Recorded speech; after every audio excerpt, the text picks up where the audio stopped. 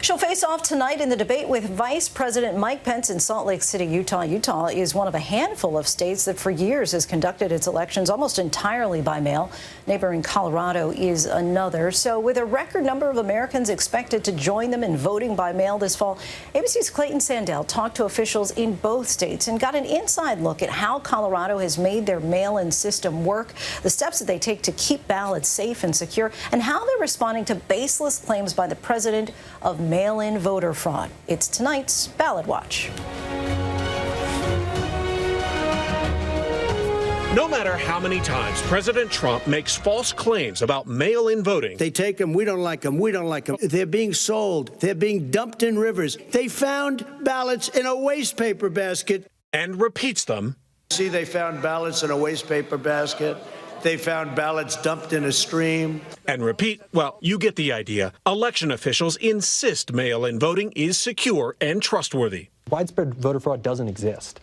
People on the right and the left have looked for it. It just does not exist. George Stern is a Democrat. He's in charge of running elections in Jefferson County, Colorado, a state that's had universal mail-in voting since 2013. All the rooms are under keycard access. I don't even have access to these rooms. My elections director, Cody's going to have to let us in here. This year, he's defending mail-in voting a lot more than usual. What I'm worried about is that false claims of widespread voter fraud are going to cause people to throw up their hands and say, why bother participating? Why would I even vote in a process where I think this is going on? And that's voter suppression. 5 states, including next-door neighbor Utah, the site of tonight's vice presidential debate, have voted by mail for years. Vote fraud does happen, but experts say not very often. While not an exhaustive list, a database maintained by the Conservative Heritage Foundation found just under 1,300 proven instances of voter fraud since 1979 out of hundreds of millions of votes cast. Cases of people committing voter fraud in the United States are so rare, one study found that Americans are far more likely to be struck by lightning. But despite the evidence, the president's attack on mail-in voting seems to have triggered his base. I absolutely think if you try to send in a mail-in ballot, it's either going to get dumped in a wastebasket somewhere or not even be counted. One recent poll found 43% of Republican and Republican-leaning voters believe mail-in voting fraud is a major problem, compared to 11% of those who vote or lean Democrat. Plumber John Pavlik suggested voters dump their mail-in ballots in a toilet he put in his front yard. When police showed up, he insisted it was a joke. And I think we just all want integrity of the next election. Pavlik is exactly the kind of voter Stern is worried about. So as the election nears, he's taking us behind the scenes, eager to show off just how secure mail-in voting is in Colorado. So we call this the Hubble. This is our camera view of everything. For starters, each of the county's 35 ballot drop boxes is on camera 24/7. They're on surveillance, whether they're coming at 3 in the morning or 6 p.m. We use this both to make sure that nothing's going wrong and nothing bad is happening, but also it helps us manage crowds. So these rooms are so secure that cleaning crews are not allowed in here. And so we have our own vacuum cleaner because we have to clean it. We have to take our trash cans out into the hallway. As every ballot arrives, each signature is checked by machines and a bipartisan team of judges trained by FBI handwriting experts. Less than 1% of signatures are ever rejected. Every time you've ever voted, filled out a voter registration form, visit the DMV, and that bipartisan team can usually say, well, actually, we can tell that that is the right signature and accepts it. The ballots are then counted by machines that Stern says cannot be hacked. We take transparency very literally in this room. That is our system connection right there. You can see the fiber optic cables running up the top of it. You can see the connections, and that's all an internal system so that the results can move throughout the system, but that we're not actually connected to the internet. This week, Jefferson County invited election judges from both parties to participate in what they call a logic and accuracy test. If a ballot has a problem, like this one, the team works to make sure the vote is counted. So as you can see, this one has a red border around it. The system would want to count this as an overvote. So in this case, we would unselect the vote for Diana and continue to have a vote for Shane. We are counting ballots for 2 weeks before Election Day. We don't know the results until 7 p.m. when we click the tabulate button and then make those results available. In the middle of the COVID-19 pandemic, several states, including Nevada, are quickly ramping up mail-in voting as a socially distanced alternative.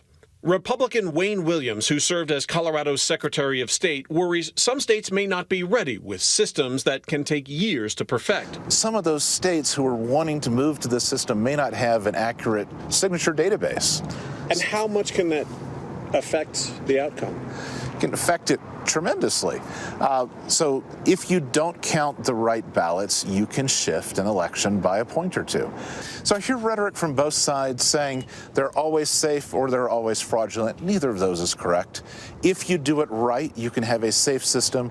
The Trump campaign sued Nevada's Republican Secretary of State to stop ballots from being mailed to all active voters, but lost. We don't have a prevalent issue of voter fraud in this state. We're not scared of Mr. Trump. We're not intimidated by him, and we will do all that we can again to exercise this franchise and to protect the exercise of this franchise. There are sporadic cases of ballot trouble around the country. In New Jersey, a mail carrier was arrested today on charges he threw mail into dumpsters, including nearly 100 ballots. L.A. County is apologizing after 2,000 ballots were misprinted without the presidential race. And last week, the president tweeted about 100,000 misprinted ballots sent to voters in Brooklyn. Playing up incidents that officials insist are relatively minor or totally bogus is part of a strategy, political experts say, to enact tougher voting restrictions. That tends to reduce turnout for people in cities. It tends to reduce turnout for poorer people, for people of color. Today, that tends to mean Democrats more than Republicans. He is concerned about possibly losing this election. And he's trying to raise concerns that he will only lose if it's a fraudulent election. Utah has also used mail-in voting for the last 7 years, a heavily Republican state using a system now under attack by a Republican president. Well, I think the president's probably referring to states that aren't Utah. The state's GOP chair hopes, despite rhetoric from the president, cooler heads prevail on election night.